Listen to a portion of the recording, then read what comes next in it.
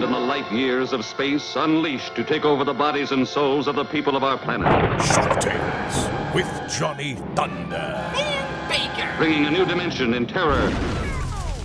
You just stumbled into the last bar on the left. Although you might have stumbled in, you definitely will be carried out. Punch the like button, kick the subscribe button, and pimp slap the bell for notifications, as you know there's no way in hell YouTube is going to recommend these videos. Joining me at the high top, or what he likes to call the kiddie table, it's our master of ceremonies, Johnny Thunder. Ho, ho, ho! Merry Christmas, Baker. What's going on? Hey, man. Hey, by the way, thanks for that Christmas present. That gift card will not go to waste. Oh, you got it? Good, good, good. I wasn't sure if you were still on RedTube or YouPorn or yeah. So I'm glad you got it. Good, good, good. So guess what I got you this year? Nothing? Oh, you guessed it. I know. Well, every year you get me nothing, just in a bigger box every year. But the box, but you got a bigger box that you can use for something else. You know, you can play with it, put the cat in there. I don't know. Do whatever. You've been single long enough. You need a big box at this point. So. Oh, you're too quick-witted for him. You're good at repartee. Anyway, so listen, it's our, oh my God, look around, look at all these decorations. It's beautiful in here. It's, Scully's got his Mrs. Claus outfit on. He's got his little Santa hat tassels on. It's awesome. It's our Christmas spooktacular. It's all festive in here, man. Merry Krampus. Yeah, it goes well with your STDs. It's awesome. You're cracking my balls, man. With your scorching case of herpes, there's nothing that lights up a bar. Dude, it's the gift that keeps on giving. Apparently, there's a whole pandemic on Cape Cod. But anyway, so listen. Oh, that wig shop is lucky to be next door to you. So everybody, listen. So we've got a couple holiday films we want to cover. We've got The Killing Tree and we've got The Mean One. So which one do you want to start with, Chris?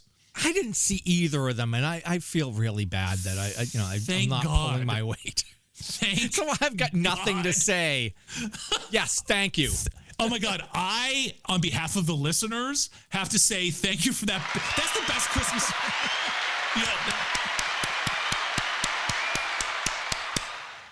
Right on, for listeners. That is the best Christmas present I've gotten yet. So thank you. Thank you. All right, you know what? I'll start with The Killing Tree. How about that? Sure. So it's Christmas Eve, and a widow casts an ancient spell to resurrect her executed husband. However, the spell goes wrong, Chris, right? And guess what? Oh, my. Yes, her dead husband is resurrected as an evil Christmas tree. And he's hell-bent on getting revenge on those who caused him to be convicted and executed. So can anyone stop the killer Christmas tree before he gets to his final target? I doubt it. Well, you'd be wrong in that regard. Once again, not the first time. But so that's the premise of this movie. So literally, it is this guy dressed in an artificial tree costume running around killing people. Now, that sounds like craptastic, right? I mean, that is like the greatest. Like for me, like I said, I wear an ice cream head, I wear a clown head, like I'm dressed like a jerk all the time on purpose. And like running around dressed as a Christmas tree with a knife or strangling people with my Christmas lights, like that is fantastic. I mean, that is just so over the top, preposterous, wonderful. That's just good old fashioned Christmas fun right there. Fantastic Christmas all the way. So again, in theory, this sounds like a great movie. The problem is, of course, the budget and the acting and everything else that goes along with it. You know, I survived. I'm fine. But when the tree is on camera, it is just fantastic. And then at the end, there's the resurrected there's a resurrected character who also appears as another Christmas tree, but she's a good Christmas tree, and they fight. So you literally have two people in Christmas tree outfits, like rolling around, like fighting each other. And one of the greatest moments is like the final girl is hiding under her bed, and literally the door knocks open in the bedroom, and there is literally a Christmas tree with lights and tinsel and garland and balls holding a butcher knife. And he's like, where are you? Where are you? And I'm like, I am watching a Christmas tree try to kill a woman. This is ridiculous. So like those moments are awesome. Now that doesn't make up for the other hour 15 of the movie. There are some good kills. There's some fun stuff. It's like I said, totally ridiculous. If it was literally just more of the Christmas tree, it would be awesome. I think it's available now for free. I got a screener of it. So I will say, in theory, it's a lot better than the execution. So I will give it an A for the concept because, again, it's literally a friggin' killer Christmas tree. And it's just so ridiculous. So if anybody out there is working on a haunt, a Christmas haunt, a holiday haunt, definitely if you do not have a killer Christmas tree in your repertoire, literally add a Christmas tree as soon as possible because it is just fantastic. Just watching, I just pictured myself dressed as a Christmas tree, like waddling after people with a big fake knife, and it was quite satisfying in my imaginary world, like most everything else in my life. So it was great. So not a good movie, not well acted or directed, but Chris, killer Christmas tree. So there you go. That's my review. I've had people say in the past, well, I think when you do the horror reviews, you really should try to tie it into haunting. There you fucking go. Boom. See? That's what I told you, right? You're welcome. There you go. See, we like to serve our, and it's, again, we occasionally think of our audience. Happy holidays. All right, let's move on to The Mean One. Now, this actually is playing in theaters, and I just caught this the other day. And The Mean One stars David Howard Thornton, who we know from what, Chris? No, wait, don't tell me. Don't tell me. Don't tell me. I can do this. Don't tell me. Okay, tell me. The Clown Terrifier. Oh, that's Art the Clown? Terrifier 2. Yes. It's Art. He's awesome. Yes. So basically, The Mean One is an hour and a half horror treatment of the tale that we all know and love, starring the Grinch. So it's a parody set in a sleepy mountain town where Cindy, who as a little girl, her mom is murdered and her Christmas is stolen by a bloodthirsty green figure in a red Santa suit known as the Mean One. When she returns as an adult with her father to town, the monster returns to terrorize everyone and threatens to ruin the holiday once again, where she finds a new purpose, trapping and killing the Mean One.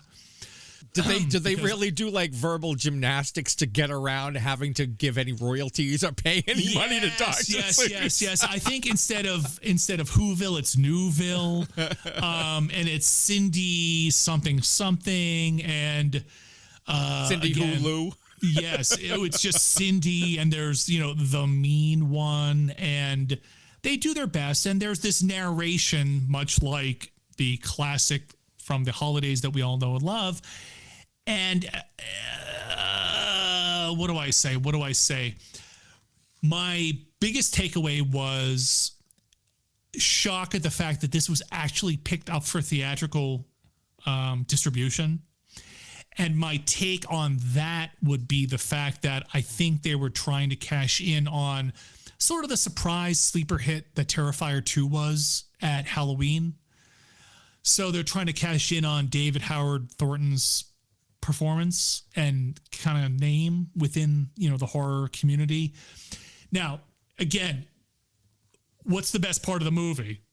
When he shows up as the Mean One, when he's showing up and doing his thing, being a killer, being a creep, doing all kinds of nasty stuff.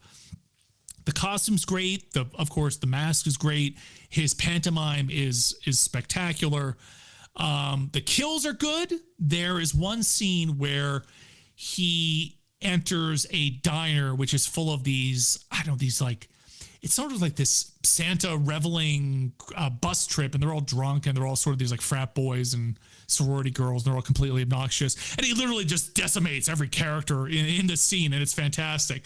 Now, of course, the downside is it's CGI blood. Oh, be serious, would you? So you've got no practical effects. You've got that fake, sci-fi movie channel blood splattered on the camera.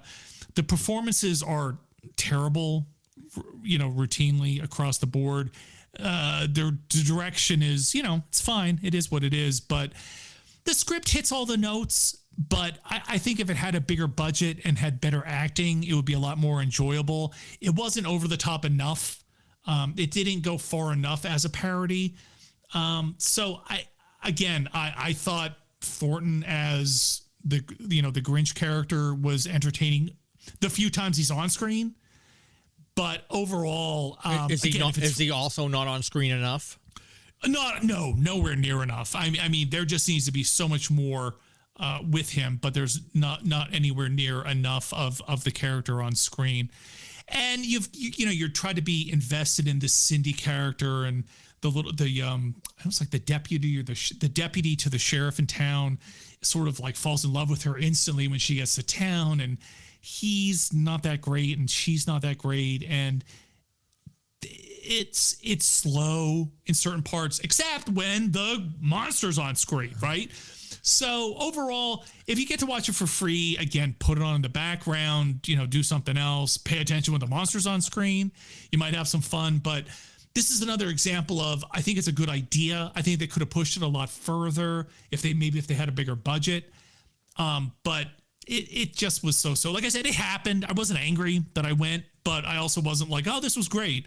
So that's my Christmas present to you, Chris. I took 2 for the team watching The Killer Tree and The Mean One. You are too good to me. Definitely heard that more than a few times. You know what? Maybe I will send you a tall boy. I'll buy you a tall boy. What the hell? All right. Well, that sounds good. Don't say I got you nothing. Well, I got you that and the box. What in God's holy name are you blathering about? Hey, before you go, you were just a huge mega star in another smash hit music video. Is that correct, or am I wrong? Yeah, no, it was cool. I was only there for a little bit, but I did another video with Dickie Devil and the Deviants up at Astro Monster Records. I got to break out Mr. Twisty. So it was awesome. Like I said, I wasn't able to show up on the first day of filming. I was there on the second day, Saturday, because my wife and daughter were up at AnimeCon in New York City for the afternoon. So the timing worked out perfectly. So definitely go check it out. Again, I love Mr. Twisty. Don't worry, everybody. I know he looks not so good after the end of that, but believe me, Mr. Twisty lives, okay? Believe me, Mr. Twisty lives. And I've actually worked in a twist, so to speak, to make him be okay. So if anybody really wants to hear my thinking about that, I'm glad to expound upon that next time he shows up. Amazing. In another YouTube channel, they did an interview with me on Hallow Scream, and I forgot to give them a shout out a couple months ago. So there's a episode, I think it was their last one of October, Hallow Scream's YouTube channel, interview with Baker. It's mostly just haunt talk. So if you're a haunter and you're into that kind of nonsense, you can go check it out. Hey, and by the way, make sure that you like, subscribe, comment, and share, especially with all your enemies. Ladies and gentlemen, due to circumstances beyond our control, we are unable to continue the broadcast. But I can't leave them. I can't. Yes. Go. You live. I'm going now. Heaven help you.